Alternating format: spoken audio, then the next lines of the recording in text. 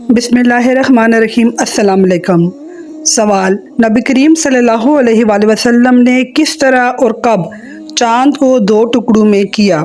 जवाब, हदीस के मुताबिक मक्का के कुफ़ार ने रसूलुल्लाह सल्लल्लाहु अलैहि वसल्लम से मोजज़ा मांगा तो आपने चाँद की तरफ इशारा किया।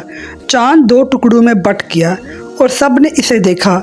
ये नबी करीम सल्लल्लाहु अलैहि वसल्लम का एक अजीम मोजज़ा था। सुभान अल्लाह। सवाल, क्या साइंसी तहकीक से ये वाक़या साबित है? जवाब, नासा के मिशंस ने चाँद पर बहुत बड़े बड़े फ्रैक्चर्स और रील्स देखे। ये लंबी लंबी दरारें ऐसी लगती हैं जैसे चाँद पर किसी वक्त बड़ा टूट फूट का अमल हुआ हो, और इस्लामी माहिरीन कहते हैं ये शक्ल कमर की तरफ इशारा है। सवाल, इस्लाम के मुताबिक क्या सितारे रास्ता दिखाते हैं? जवाब, अल्लाह ताला फरमाते हैं और वही है जिसने तुम्हारे लिए सितारे बनाए ताकि तुम इनके ज़रिए खुश्की और समंदर की तारीकी में रास्ता पाओ। सूरह अल-अनआम। सवाल, साइंस की रोशनी में क्या सितारा रास्ते दिखाते हैं? जवाब, पुराने ज़माने में मल्लाह और मुसाफिर सितारों की पोजीशन देखकर सिमत मालूम करते थे। ख़ास तौर पर पोलरिस नॉर्थ स्टार को हमेशा शमाल की सिमत के लिए इस्तेमाल किया गया है। सवाल, स्पेस में जाते हैं तो ऑक्सीजन का लेवल कम हो जाता है, कुरान में इसकी तस्दीक कैसे हुई है? जवाब, सूरह अल-अनआम की आयत नंबर 125 पर गौर करें, जिसमें अल्लाह फरमाता है, और जिसे अल्लाह हदायत देना चाहता है तो इसका सीना इस्लाम के लिए खोल देता है, और जिसे गुमराह करना चाहता है इसका सीना बहुत ही तंग कर देता है, गोया कि वो ज़बरदस्ती आसमान पर चढ़ रहा हो। सवाल, साइंस ने इस अमर की तस्दीक कैसे की है? जवाब, ये फैक्ट भी साइंस ने अब दरियाफ़्त किया है। एस्ट्रोनॉट्स जब स्पेस में जाते हैं तो ऑक्सीजन का लेवल कम होने की वजह से इनका सीना टाइट हो जाता है और उन्हें सांस लेने में मुश्किल पैदा होती है। सवाल, कुरान कहता है आसमान गुलाब की तरह सुर्ख हो जाएगा, इसका क्या मतलब है? जवाब, अल्लाह ताला फरमाते हैं फिर जब आसमान फट जाएगा तो वो गुलाब की तरह सुर्ख हो जाएगा जैसे पिघली हुई चमड़ी का रंग होता है।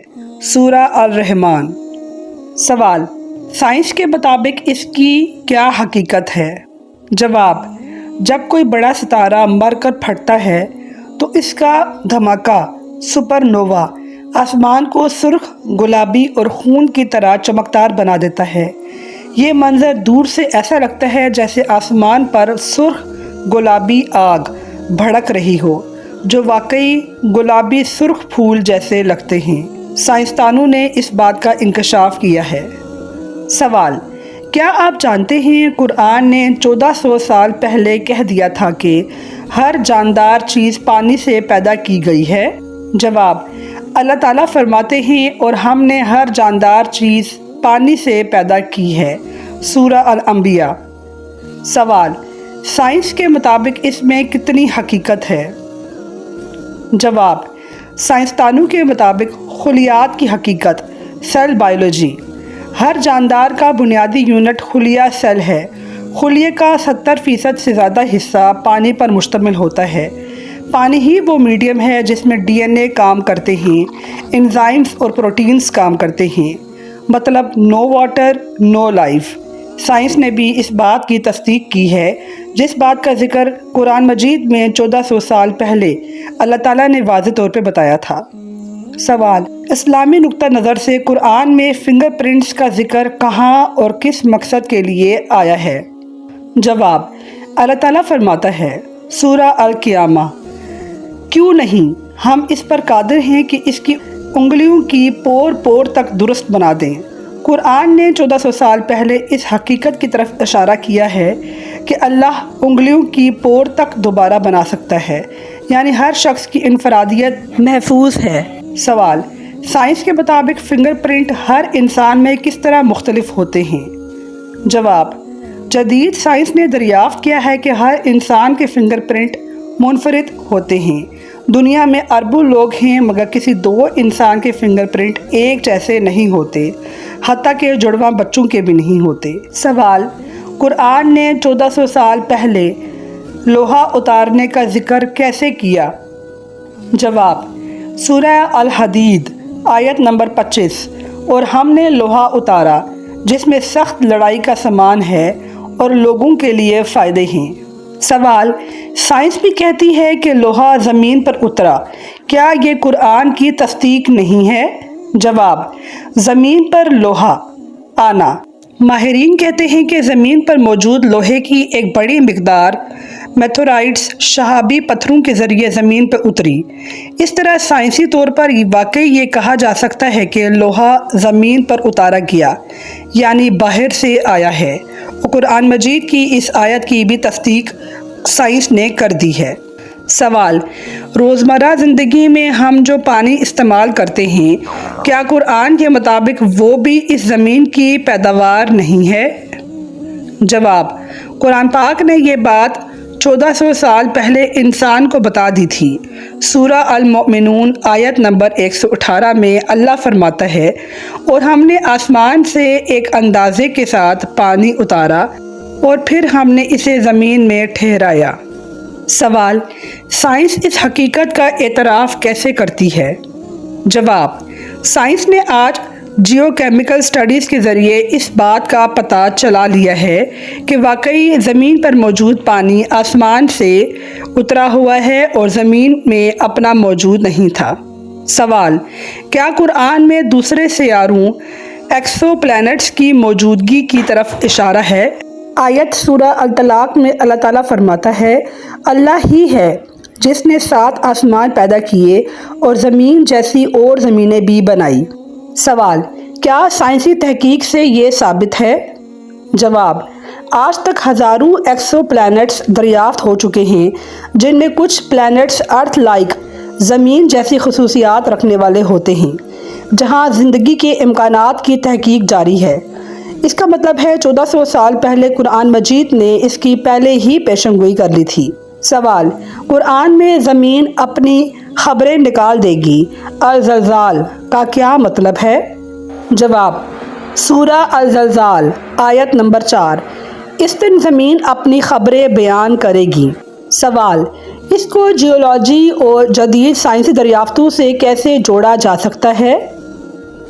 جواب، سائنس کے مطابق زمین اپنے اندر ہر عمل، ہر حرکت اور ہر اثر کو محفوظ رکھتی ہے، چاہے وہ پتھروں کی تہوں میں ہو، کاربن کے نشانوں میں ہو یا وائبریشن کی شکل میں ہو۔ قرآن نے اس حقیقت کو 1400 سال پہلے بیان کیا کہ قیامت کے دن یہ سب محفوظ خبریں ظاہر کر دی جائیں گی۔ سائنسی تجربات بتاتے ہیں کہ ذرات کے اندر کے اثرات لمبے عرصے تک باقی وائبریشن رہ سکتے ہیں۔ مستقبل میں اگر ایسی ٹیکنالوجی بنی کہ ماضی کی لہروں کو ری پلے کیا جا سکے تو واقعات زمین سے سننا ممکن ہو جائے گا۔ سوال، سورہ شمس قرآن مجید میں 91 نمبر پر ہے، اس سے کیا ثابت ہوتا ہے؟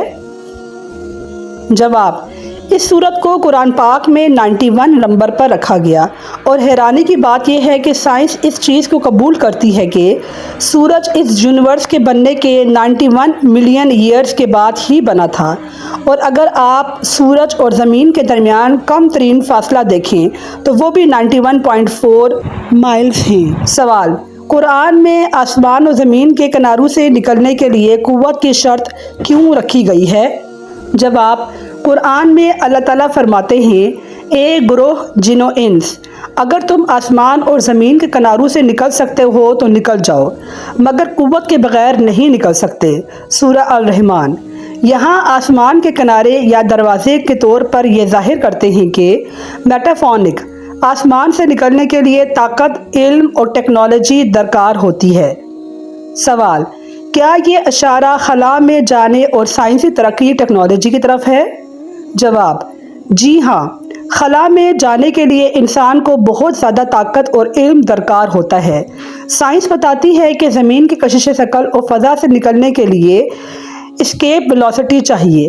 یہ وہ دروازہ ہے جس کے بغیر زمین کی حدود سے باہر نکلنا ناممکن ہے۔ سوال، کیا قرآن میں واقعی AI سے متعلق پریڈکشن، پیشن گوئی موجود ہے؟ جواب، सूरह नमल आयत नंबर 82।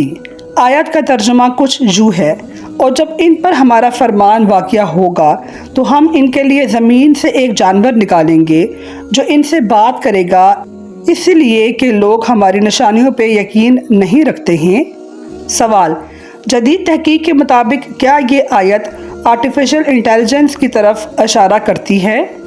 जवाब: कुछ जदीद लोग ख़ुसूसन टेक्नोलॉजी के दौर में ये सवाल उठाते हैं क्या ये AI या रोबोट हो सकता है।